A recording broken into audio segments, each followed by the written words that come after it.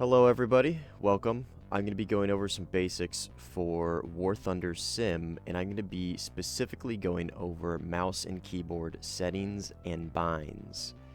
I realize that there's not a whole lot of support out there for Warthunder Sim as far as mouse and keyboard goes, and I would imagine a vast majority of players use mouse and keyboard. I've been playing Warthunder Sim for the past 3 years, and 99% of the time have exclusively been using mouse and keyboard without any kind of head tracking, third-party head tracking property. I used a stick and throttle for a little bit, but I was never a big fan. I didn't like head tracking, and I didn't have a really good way to free look with a stick and throttle. So I went back to mouse and keyboard. Another big thing for people is mouse and keyboard is just cheaper. If you have a computer, you already have a mouse and keyboard. It doesn't make sense if you don't need or want that level of immersion that a stick and throttle will give you to buy a bunch of equipment that you don't necessarily need or want. Now, let me preface this by saying mouse and keyboard in Warthunder Sim, the way I play it with relative control, is inherently less effective than a joystick input, whether that is mouse joystick, throttle, or a controller joystick. We'll be going over that and why a little later in the video, but for now, I just want to get that out of the way. You will be at a disadvantage by doing this. The advantage, though, is it's just simpler, easier, and just more accessible for a majority of people. So what you see here is going to be my specific mouse and keyboard setup. The reason why I'm showing this is to kind of show how many keybinds you need. Yes, I did buy this mouse specifically for Warthunder Sim. Kind of hypocritical, right? I'm talking about how you don't need a bunch of fancy equipment, but yet here I am with a mouse that has a whole numpad on it just for Sim. But it was cheap, and it makes sense, at least for my playstyle. So I have an addition of 12 buttons here on my mouse that I use every single one of them for. I'm not going to begin over the individual binds, but I use every single one of these more than once, whether that's by themselves or with a secondary input like shift, shift plus 1, shift plus 2, shift plus 3, etc. I also have a keyboard that has 6 individual macro keys, again, that I also use separately. These I use as individual inputs. I don't have additional shift plus whatever, control plus whatever. But again, there's a lot that goes into this. I'm not going to be going over every single bind, but just to give you an idea, this is what I use. So, controls. This is what everybody wants. This is the whole point of the video. So, if you are new to Sim, you are going to be starting out here in mouse aim. Controls mode for aircraft. Mouse aim, this is what everybody uses in RB. It looks something like this. If I'm flying around, I use my mouse, and it uses an instructor to give pitch, roll, yaw, all kinds of different inputs to make my plane do what it thinks I am trying to tell it to do. It's pretty good. It's fine for RB. It is what it is. You cannot use this in Sim. This is not something you can use in Sim. So, what do you use? Well, there's 2 options here. Mouse joystick and relative control. In order to access these, you have to upgrade to either simplified, realistic, or full real. Now, it says full real. It's recommended that you use a joystick for this. This is what I use, so this is what I'm going to be recommending. So, follow along. We'll go through everything here. So, what it starts you off with, I believe, is mouse and joystick. You'll see here, now I have brackets on my screen. If I give left, it gives a roll. If I give right, it gives a roll. If I go down, it pitches up, pitch down, banking left, so on and so forth. Pretty self-explanatory, right? I can also use W, A, S, and D while I'm doing this. So W for down, A for up, S for roll left, D for roll right. I have 2 inputs. One's a joystick, an actual joystick that you can control in micro, and then W, A, S, and D that you have macro controls for. The reason why I do not use it, again, I do not use head tracking. So I need something to control my view. So I use good old C key still. I press C, and now I'm in free look. You can see the problem occurring, right? While I'm doing this, I cannot use this input. Yes, I can use WASD still, which is what I do, but now if I let go of C, I'm still in this roll. Okay, if I move my mouse all the way to left, I use C to free look. I can give it a D key input to counteract it, but now I'm at dead zero. That's the problem I personally run into. Now, moving on to what I use, relative control. Relative control is just WASD and mouse. Now, not mouse joystick, but mouse. So if I put my mouse forward, it will pitch my nose down. When I let go, it stops. When I pull up, it stops. When I roll left and let go, it stops, etc. It is WASD with softer inputs that you can control a little more finely. I mainly use these for gunshots, things that I can use fine-tuning controls for, lining up an approach or whatever. But I still have WASD. Okay, moving on with the rest of the controls. We've gone over how you move your plane. Now we go over how you control your plane efficiently. When you select full reel, you're going to want to turn all of these off. Toggle SAS mode, you're going to want to set this to a keybind, to whatever you want. Now, SAS, what this does is it sets your modes of control for your plane. Not your control mode, but modes of control. There are 4 total modes. Only 3 of them apply to 99% of the planes. There's only one that applies to VTOL craft. We're not even going to go over that. It's auto hover, self-explanatory. So when I'm flying a jet, right, let's say a modern jet that has a fly-by-wire system that has built-in dampening for my wings and my control surfaces. If I press tilde, it's going to cycle through different modes. Automatic leveling, self-explanatory. Manual control. This is where you have full control over your plane to do whatever it can to the complete limit of what it physically can do, no matter the consequences. The consequences usually entail flat spinning. So if I pull at a low speed in manual control in a plane like a Delta Wing, it's much easier for me to get into a situation in where my plane can go into a unrecoverable flat spin. If I just give it inputs and commands in which it cannot recover from. Something manual control does give you, though, is the ability to basically turn your plane into an air brake. If you need to do a very hard turn and get as much angle as you can on an enemy, you can do that. In dampening, that turn would be about twice as long. If I need to just flip it, manual is good. Another thing manual is good for is just completely eliminating your speed for nose authority in a gunfight. If I am in a gunfight and I need to get as much nose authority as I can to get a final gunshot, a Hail Mary or whatever, I can do that. It gives you more control to do so, but again, potentially flat spinning. Manual control serves a purpose. It's a little more niche. Sometimes you're not going to use it. Most of the time you're not going to use it, but in a dogfight, it can mean the difference between winning or losing. Now, dampening, on the other hand, prevents that. It allows you to achieve a good bit of control of your plane. Not 100%, but it results in a much smoother flight.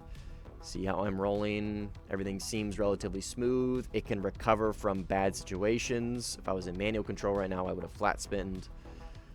And it just relatively feels smoother. If I put it in manual control, you'll notice it's a lot more bobbly, wobbly, and I can throw it into an unrecoverable flat spin. So keep in mind this only applies for jets in which have this ability. Not every vehicle does. Props don't. Some Korean War planes don't. Some Vietnam planes don't.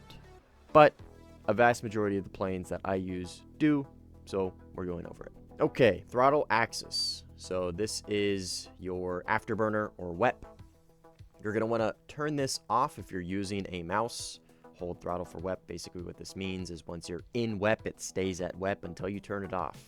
It's not going to toggle. You're not going to have to hold down W or whatever your key is. It just, once you set it, it sets it until you turn it off. I suggest you do throttle axis, mouse wheel. This is the multiplier I've set for 31%. It allows me to use a stepped afterburner. So if I'm at 100% right now and I do scroll wheel up, 101, scroll wheel up, it engages my afterburner at the pure minimum. Now this applies for things like fuel management. This is really only important when you're low on fuel or you're just trying to conserve fuel in general, but still want to be in an afterburner state so you can go supersonic or whatever. You can scroll wheel up a few times to get a little higher, step 2, or all the way for step 3. Now, with that being said, this is my fine control. Now, throttle axis is something that you're going to want to set for your macro adjustments, your big adjustments. What I do is Shift W and Shift S. Shift W is increase, Shift S is decrease. Now, this is admittedly not a great keybind. I sometimes step over myself on this. Sometimes I accidentally cut my afterburner. Sometimes I accidentally increase it. But this is something that works for me. Again, I suggest you find something that works for you. Do not just copy what I have. Now, to put this into practice, if I am at full throttle and for whatever reason I need to cut throttle and bleed speed and pull my air brake out, I do Shift S. It dumps my throttle immediately. If I were to do that with a mouse, it would take quite a while, and vice versa. So that's why you want to have a fine tune and a macro control. Okay, now that we have how to fly your plane, how to control your plane well, and how to increase your throttle, we're going to be going over some specific controls that I think are valuable that you know right off the bat. Roll, pitch, and yaw, WAS and D, Q and E. You don't want to mess with these. Roll, pitch, and yaw sensitivities. Again, don't just copy these. Play with these. Figure out what you want. Force feedback. A lot of people ask what this is. This is for joysticks or some sort of controller that has force feedback. If you are on a mouse and keyboard, you do not have this. Do not worry about it. Turn it off. Keep it on. It does not matter. It's not going to hurt anything to have. A lot of these keybinds that you see here, I suggest you keep first. Keep these as they are. And if you find you do not like them down the road, then change them. But keep them for now. For guns, I suggest you put all of them on the same key or mouse button that you use for shooting. Now, for vehicles like the SU-22, SU-25, the F4, A-10, etc., that allow you to take additional gun pods, I suggest you set a bind that allows you to cycle through those. What that bind is switch primary weapons. For cycling your munitions, such as bombs, air-to-air missiles, air-to-ground missiles, and rockets, you're going to want switch secondary weapons. This is a button you're going to want to press very often. You're going to want it in a convenient location that you can easily use and that you will not be stepping over yourself. So what this looks like in practice is this. I'm flying a jet with 3 different types of munitions. I have ground ordnance, I have radar guided missiles, and I have infrared guided missiles. If I press left control, it will cycle through those munitions and you can see them at the top left.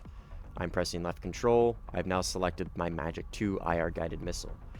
I press left control. I've now selected my Hammer SBU-38 guided bombs. I'll press left control again, and now I will select my Mica radar guided missiles.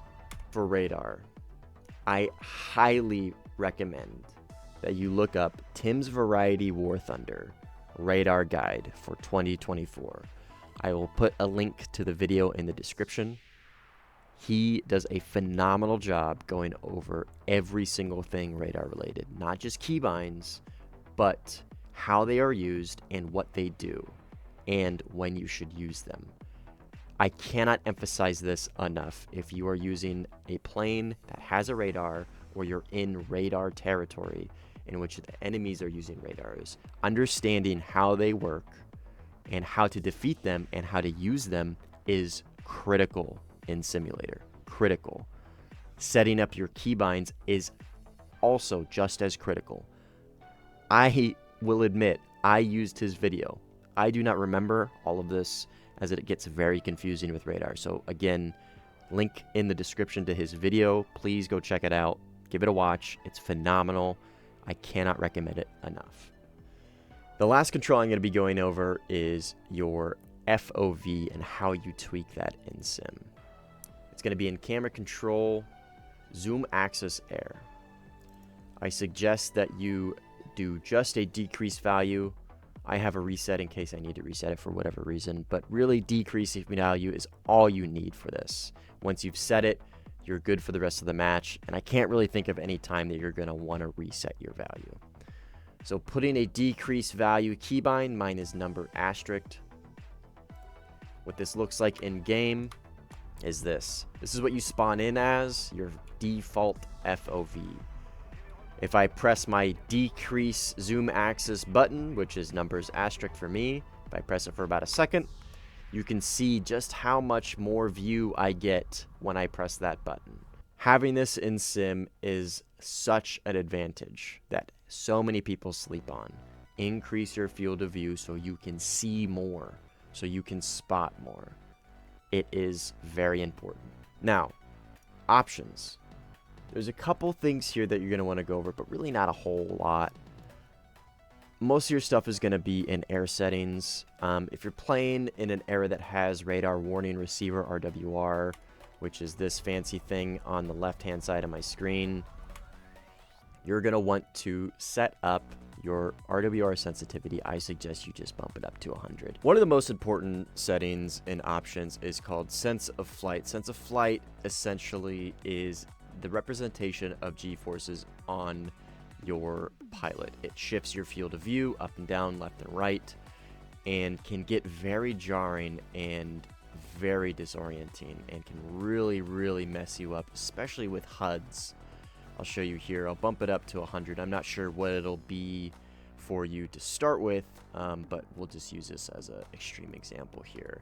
If I have sense of flight at 100 and I'm doing just regular pulls, it looks like my plane's doing all this craziness, but it's because my head is moving all over the place because the G's are throwing my pilot all over the place. Basically, his seatbelt is loose. If I go back and turn it to the 30%, which is what I set mine at, again, personal preference, it's a little more, you still get that immersion of G-forces and pulls, but it's so much easier to look at the HUD and everything around you. Whew. The third option is barometric radar altitude paired with the minimum safe radar altitude. So indicated altitude, set it to barometric and radar altitude. What this is going to give you is your elevation relative to sea level, and then your elevation relative to the ground, what your radar is telling you. So you can see this is a relatively flat map at sea level. You can see my altitude is around 5,500 meters, and my radar altitude is, again, around 5,500 meters. You can see the little bit of deviation, and what that is just, again, the difference between my altitude and my altitude to the ground.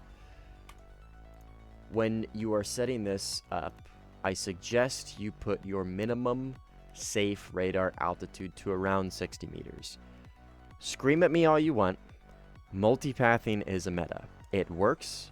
And for those that don't know, multipathing is flying at a low altitude in where radar missiles cannot effectively track you. If you fly at a low enough altitude, the radar missile will just not hit you. It will land in front of you and it will implode and you will be fine. I set this at around 60 meters. If I go below 60 meters, you'll see my R altitude number go red. It's telling me that I am getting very low, but what it tells me is I'm at my multipath safe level. If I come down to the deck, my number is red in the top left, or R out. I am in my multipath safe zone. I can hear everybody yelling at me now. I'm sorry. Multipath works. I use it. This is something that you can also set up that works and is a good reference to tell you when you are safe. The next setting that I'm going to be suggesting that you activate is indicated airspeed to TAS and IAS. I'm going to briefly go over this, but what that does is it adds in my top left hand of my screen a IAS indicated airspeed and then your speed marker. IAS is your indicated airspeed, which changes with elevation. You can see I'm at an altitude of 8,000 meters. My IAS is at around 1,000 kilometers an hour, but I'm actually moving across the ground 1,500-ish kilometers an hour, going Mach 1.4 and increasing. The reason why this is important to know is lift. IAS means lift. At higher altitude, the air is thinner. It produces less lift as you fly through the air. So yes, I am flying at a speed of almost 1,600 kilometers an hour, but my plane is producing enough lift representative to 1,100 kilometers an hour. The lower I go, the higher the IAS goes relative to your speed. This is important for high altitude fights specifically. When you are dogfighting at a high altitude, it's important to know what your IAS is set at and what your plane is actually achieving. Just because you're going Mach does not mean you're able to pull like you're going Mach.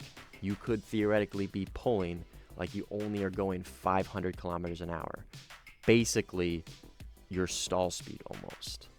Another reason why I suggest you set this setting is it highlights your wing rip speed. I cannot tell you how many times I ripped my wings before I knew this. If I dive going this very high speed, you'll notice my IAS increases. When it hits about 1400, it will go red. You can hear Betty yelling critical speed. If I am in this zone for too long and I go too high, I will eventually maybe wing rip. There we go. There we go, wing rip. Now, if I keep it out of the red, guess what? I don't wing rip. So, turn that setting on so you know at the very least when you're going to rip your wings. One final thing I am going to go over is settings and why you should save them. Say you jump into Sim, you've been using mouse and keyboard for however long, and you are really, really enjoying it. And now you want to take the next step and you want to get a joystick. You want to get a throttle because you want that next level immersion. Keep in mind, when you plug these in, it will ask you to create new keybinds. If you do that, it will overwrite everything you have done from scratch. Save your keybinds. Go down here and save your keybind. Name it something that makes sense for whatever. Save it every time you make a change. If you make a change and you're still using mouse and keyboard, save that change to your mouse and keyboard file. If you get a joystick, make a separate file for your joystick, so on and so forth. I can't tell you how many times I plugged something in because I wanted to try it, or I wanted to try something different than mouse and keyboard, and I accidentally wiped my controls. I've had to rebuild these from scratch probably 3 to 4 times because of that mistake. So please, if you make a change, just save it. Now these are really all the settings and options I'm going to personally go over. Again, I have a very unique setup. It's going to be different from yours. I do not suggest you copy my every single keybind. What I do suggest is you follow the fundamentals in which I am showing you if you want to get into Sim and you use mouse and keyboard. Or you might already play Sim and your mouse and keyboard settings have never really cooperated with you. You want to try something different. This is what I use, and it works amazingly for me. I do very well against average, above average players, joystick or not. I can still be competitive in Sim. Now, again, like I said at the beginning, you are objectively less efficient than somebody with a joystick, whether that's a controller or an actual stick or even mouse joystick. There are going to be Giga Chads out there that have thousands of dollars or even just $30 into a controller, whether it's $1,000 stick and HOTAS and pedals with head tracking, or it's some guy on his Xbox One that downloaded War Thunder and has a 7-year-old Xbox controller and some AI head tracking that he's using for free with his phone, those guys can be better than you if you use this setup. They're rare. They're very uncommon. They're about 1% of the players out there. You can use this and still have a very good time and still be competitive in the game against a vast majority of players. It takes a lot of time, and it takes a lot of refining your keybinds and finding something that works for you. Be patient. Take the time. If you find yourself walking over your keybinds, then stop. Pause the game and think about something that's going to work better. Think about what went wrong and where something might work out better. A bind may be farther away, so you don't accidentally fat finger something else. Or a bind closer that's in a more natural position that you've been using for other games that work out. I know this is pretty long. There's a lot to go over with all of this, and there's a lot to absorb. If you have any suggestions or you have any comments or anything that I didn't go over, please feel free to drop them in the comments section, and I will do my best to answer them. If there are enough comments on specific keybinds, I might create a follow-up video in which I explain more advanced keybinds and why they work for me and what they might do, or specific settings. Probably won't, but we'll see. Keep an eye out. So if this helped you at all, please feel free to shoot me a like, leave a comment down below, subscribe, whatever, typical YouTuber shtick. I truly just hope this helped you out and it allows you to get into Simulator and War Thunder. This is a phenomenal game mode. The skill ceiling in this is incredibly high. You can really enjoy the game and feel like you're playing well at a regular basis, though you cannot do that without an efficient setup. So again, I hope this helps, and I hope you have a phenomenal day.